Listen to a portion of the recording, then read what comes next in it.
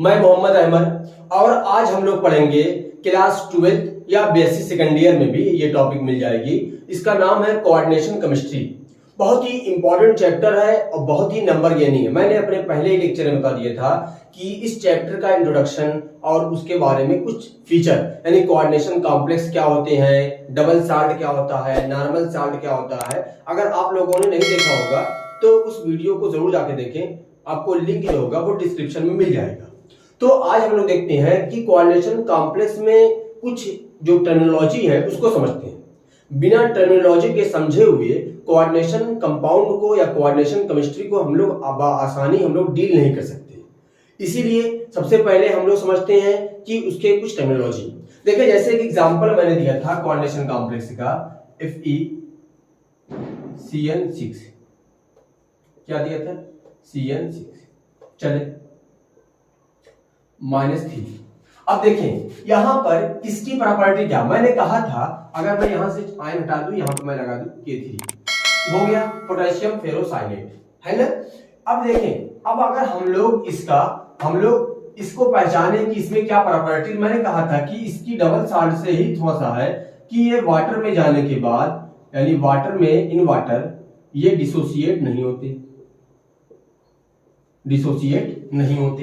तो ये बहुत ही इंपॉर्टेंट प्रॉपर्टी है कि वाटर में जाने के बाद जो इसके आयन होते हैं वो अपने आयन में डिसोसिएट नहीं होता। बस क्या होगा, ये वाटर में जाने के बाद कॉम्प्लेक्स आयन यानी 3 पोटेशियम प्लस कॉम्प्लेक्स आयन का फॉर्मेशन कर देगा -3। ये क्या किया, एक कॉम्प्लेक्स आयन का फॉर्मेशन कर दिया। इसीलिए ऐसे कंपाउंड को हम लोग कॉम्प्लेक्स कंपाउंड कहते हैं। अब कॉम्प्लेक्स कंपाउंड में 4-5 टर्मिनोलॉजी है, उसको एक एक करके समझ लेते हैं। देखिए, जैसे पहली टर्मिनोलॉजी है what is the ligand, ligand क्या होता है। दूसरी है कोऑर्डिनेशन स्फीयर क्या होता है। तीसरी है कि हम लोग जो लिगेंसी होती है वो क्या होता है, और उसमें जो वैलेंसी होती है उसकी ऑक्सीडेशन स्टेट होती है, कैसे कैलकुलेट करते हैं, इन सब बातों को समझते हैं। फिर आगे फर्दर हम लोग पहचानेंगे कि जो लिगेंड होता है उसको कैसे क्लासिफाई करते हैं, कौन सा मोनोडेंटेट है, कौन सा बाइडेंटेट है, ये सब हम लोग एक एक करके समझेंगे।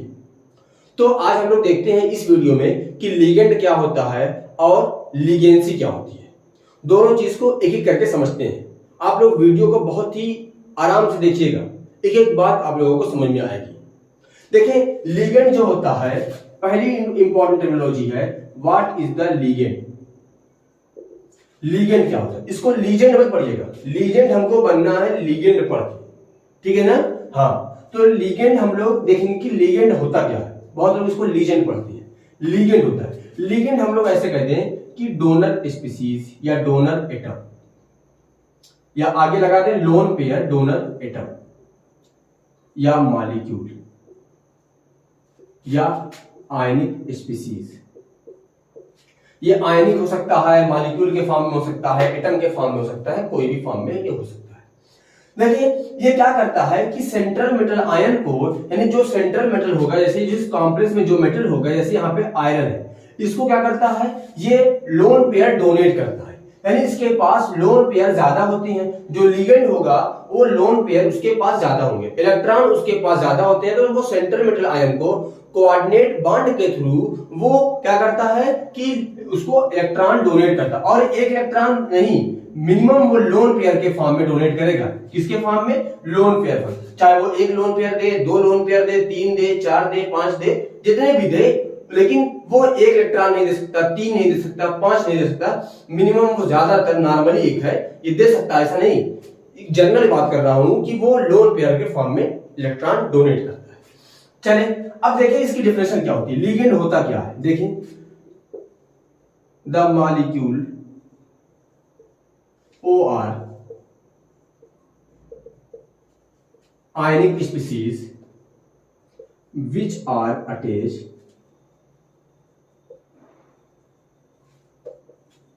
to central metal ion by coordinate bond चले इन ए कॉम्प्लेक्स। क्या कहा कि कोई मॉलिक्यूल या आयनिक species which are attached to central metal ion by coordinate bond in a complex। कह रहा है कि कोई भी कोऑर्डिनेशन कंपाउंड में कोई ऐसी आयनिक या मॉलिक्यूलर स्पीसीज जो सेंट्रल मेटल आयन के साथ या जो मेटल होता है उस कॉम्प्लेक्स आयन में, जैसे फॉर एग्जांपल यहां पर देखें, जो यहां पर मेटल है वो आयरन है, तो इससे क्या होगा कि कोई भी मॉलिक्यूल या आयनिक स्पीसीज उससे कोऑर्डिनेट बॉन्ड के थ्रू अटैच होगी। कोऑर्डिनेट बॉन्ड का मतलब क्या है, उसको हम लोग एरो से रिप्रेजेंट करते हैं। देखिए ऐसे रिप्रेजेंट करते हैं। इसका मतलब क्या है कि उसने इलेक्ट्रॉन को डोनेट किया है, लोन पेयर को डोनेट किया, तो लोन पेयर को डोनेट करेगा। इसका मतलब क्या है कि वो लोन पेयर को इलेक्ट्रॉन की तरफ, मिडिल की तरफ इलेक्ट्रॉन अपना डोनेट करेगा, अपना इलेक्ट्रॉन शेयर करेगा, तो उसकी वजह से जो बॉन्ड बनता है उसको हम लोग कोऑर्डिनेट बॉन्ड कहते हैं, और उस पूरे कंपाउंड को हम लोग कोऑर्डिनेशन कॉम्प्लेक्स कहते हैं या कोऑर्डिनेशन कंपाउंड कहते हैं। तो इतनी बात समझ आई कि जो लिगेंड होती हैं वो बेसिकली क्या करते हैं कि इलेक्ट्रॉन पेयर को डोनेट करते हैं। अब फॉर एग्जांपल यहां पे देखें, अभी ऊपर मैंने एग्जांपल लिखा था FeCl का होल 6, यहां पे मैं -3 चार्ट करता हूं। अब देखें, अब यहां पर क्या है, Fe एक मेटल है ना। अब यहां पे देखें जो साइनाइड है वो क्या है, वो उसके पास 6 साइनाइड है, तो यहां पर लिगेंड कितने हो गए, 6 Cl नेगेटिव लिगेंड। कोई एग्जांपल देखें, यहां पे एक और एग्जांपल देखते हैं, FeCN का 4 माइनस का 2 चार्ज, सॉरी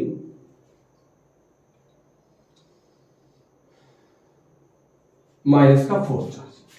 अब यहां पे देखिए, यहां पे 4 कर देते हैं, दोनों एग्जांपल सेम नहीं है। अब देखिए यहां पे क्या होगा, यहां पर कितने लिगेंड है, 6 Cl यानी 4 है, तो 4 लिगेंड हो गया। तो ऐसे ही हम लोग देखते हैं कि जो कंपाउंड होते हैं उनमें कोई एक डोनर एटम होता है जो सेंट्रल मेटल आयन से अटैच होता है, उसको हम लोग लिगेंड कहते हैं। अगर आपसे पूछा जाए कि व्हाट इज द लिगेंड, तो आप कहेंगे डोनर एटम, डोनर स्पीसीज, यानी जो लोन पेयर को डोनेट करता है सेंट्रल मेटल आयन की तरफ, उसको हम लोग लिगेंड कहते हैं। ठीक है ना, समझ बात आई। आप लोग ऐसे बहुत सारे एग्जांपल देख लें। और एक बात पहचानने का थोड़ा आसान तरीका, जो कोऑर्डिनेशन, इसको जो देखिए, ये जो ब्रैकेट है ना, ब्रैकेट का नाम होता है कोऑर्डिनेशन स्फीयर। इस कोऑर्डिनेशन स्फीयर के अंदर मेटल आयन के अलावा जो भी चीज, मॉलिक्यूल हो, आयनिक स्पीसीज हो, कोई भी हो, जो भी होगा वो सब के सब क्या होंगे, लिगेंड होंगे। ये जो कोऑर्डिनेशन देते हैं, ऐसे जो ब्रैकेट होता है, इसको हम लोग क्या बोलते हैं, coordination sphere. Coordination sphere, coordination sphere के आगे मेटल के बाद जो भी कोई मॉलिक्यूल हो या आयनिक स्पीसीज हो, जो भी होगा वो सब के सब क्या होंगे, सब के सब लिगेंड होंगे। अगर कोऑर्डिनेशन स्फीयर के बाहर कोई भी मॉलिक्यूल लगा, जैसे यहाँ पे Cl लगा हो, या यहाँ पे कोई मैं सल्फेट लगा दूं, या यहाँ पे मैं कोई पोटेशियम लगा दूं या सोडियम लगा दूं, तो ये सब नहीं होंगे। जो कोऑर्डिनेशन स्फीयर के मेटल के अलावा जो भी होंगे, कोई भी मॉलिक्यूल, आयनिक स्पीसीज, सब के सब क्या होंगे, एज ए लिगेंड बिहेव करेंगे। और जो लिगेंड होता है वो लोन पेयर डोनर होता है। अब नेक्स्ट देखते हैं हम लोग कि व्हाट इज द लिगेंसी। लिगेंसी क्या होती है, बहुत ही इंपॉर्टेंट टर्मिनोलॉजी है, इसका नाम है लिगेंसी। लिगेंसी या इसी को एक और नाम से जानते हैं, coordination sphere, sorry coordination number. Coordination number क्या होता है, देखिए कोऑर्डिनेशन नंबर जो होता है, जितने भी मेटल के आसपास जो हमारे, जितने कोई मेटल होगा, मेटल के से जुड़े होंगे क्या, लिगेंड जुड़े होंगे। मैंने पहले ही कहा था कि लिगेंड क्या होते हैं, जो मेटल आयन से अटैच होते हैं। तो जितने मेटल आयन से लिगेंड अटैच होंगे तो उतना ही कोऑर्डिनेट बॉन्ड बनेगा। जितने कोऑर्डिनेट बॉन्ड बनेंगे उतना ही उस मॉलिक्यूल का लिगेंसी होगी या कोऑर्डिनेशन नंबर होगा। The number of bond between metal and ligand is called ligancy या कोऑर्डिनेशन नंबर। ठीक है ना। The total number of, coordinate कर देते हैं, थोड़ा सा और स्पेसिफाई कर दे,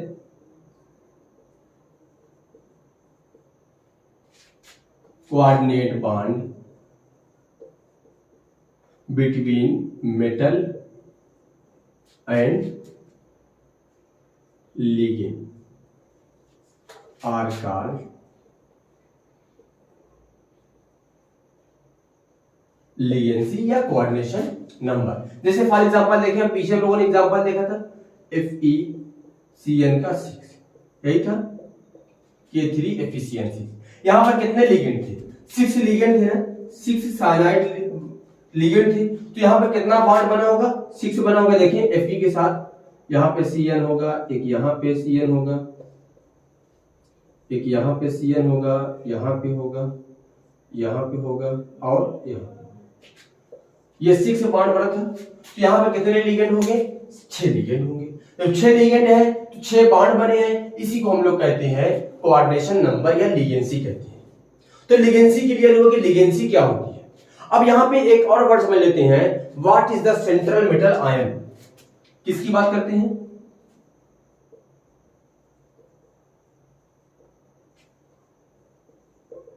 सेंट्रल मेटल आयन। कि सेंट्रल मेटल आयन क्या होता है, या उसको हम लोग कह देते हैं मेटल, सेंट्रल मेटल कह सकते हैं, सेंट्रल मेटल आयन या CMI उसको बोला जाता है। देखिए कोऑर्डिनेशन स्फीयर के अंदर जो मेटल होता है उसको हम लोग कहते हैं सेंट्रल मेटल आयन।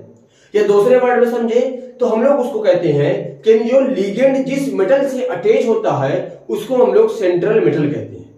क्या कहा मैंने? कि लिगेंड जिस मेटल से कोऑर्डिनेट बॉन्ड के थ्रू अटैच होता है उसको हम लोग क्या बोलते हैं? Central metal ion. देखिए यहां पे हम लोग देखें जो लिगेंड है वो किससे अटैच है? आयरन से अटैच है। तो यहां पे ये क्या होगा? ये होगा सेंट्रल मेटल आयन। क्या होगा? CMI। अब बात करेंगे, अब जब भी मैं CMI बोलूं तो आप लोग समझ जाना कि मैं बात कर रहा हूं किसकी? सेंट्रल मेटल आयन, यानी कि आयरन की या जो भी होगा उसकी बात कर रहा हूं। तो सेंट्रल मेटल आयन क्या हुआ? आप लोगों को क्लियर हो गया। एक यही पे आता है coordination sphere. Coordination sphere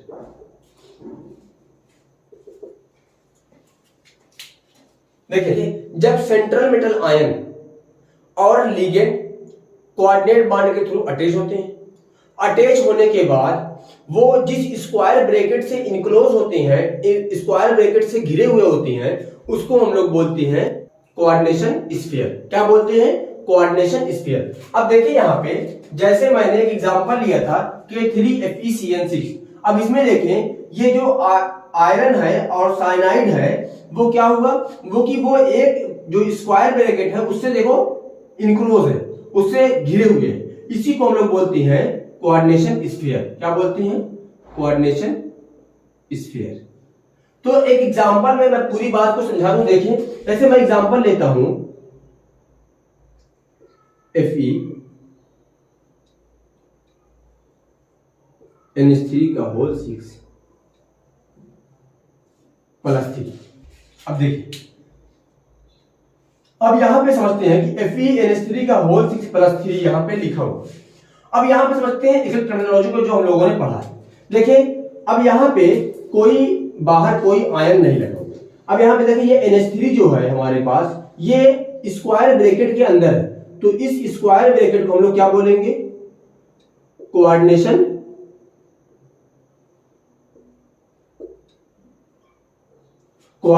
sphere बोलेंगे। यहां तक क्लियर है? अब उसके बाद ये देखिए कोऑर्डिनेशन स्फीयर के अंदर जो मेटल है उसको मैं क्या बोलूंगा? CMI। CMI को हम लोग क्या बोलते हैं? Central metal ion. क्या बोलते हैं? Central metal ion. अब उसके बाद सेंट्रल मेटल के आयन के अंदर देखें, अब यहां पे जो ये है मेटल से अंदर, जो मेटल के अलावा मैंने कहा था कि कोई भी मॉलिक्यूल या आयनिक स्पीशीज होगी, ये NH3 क्या है? ये एज ए लिगेंड काम कर रहा है। तो हम लोगों ने देखा अब यहाँ पे कि कोऑर्डिनेशन स्फीयर कितना है, क्या होता है, सेंट्रल मेटल आयन क्या होता है, लिगेंड क्या होता है। अब यहाँ पे एक वर्ड आया है लिगेंसी कितनी है। देखिए जितने हमारे पास कोऑर्डिनेट बॉन्ड बने होंगे उतना ही उसकी क्या होगी? उसकी लिगेंसी होगी। तो यहाँ पे देखें जो अमोनिया है वो 6 है, तो इसकी जो लिगेंसी होगी वो कितनी होगी? वो होगी 6। तो यहाँ पे हम लोगों ने देखा कि जो इसकी मेन टर्मिनोलॉजी थी कि लिगेंड क्या होता है, कोऑर्डिनेशन स्फीयर क्या होता है, कोऑर्डिनेशन नंबर क्या होता है, हम लोगों ने एक एक करके समझा। अब मिलते हैं अगली वीडियो में, जिसमें हम लोग लिगेंड का क्लासिफिकेशन पढ़ेंगे कि लिगेंड को कैसे क्लासिफाई किया गया है 2 बेस पे, वहां हम लोग एक एक करके समझेंगे। तो आई होप आप लोगों को एक एक टर्मिनोलॉजी समझ में आई होगी। अगर आप लोगों को वीडियो पसंद आ रही होगी तो उसको चैनल को जरूर सब्सक्राइब करिएगा। Thank you for watching.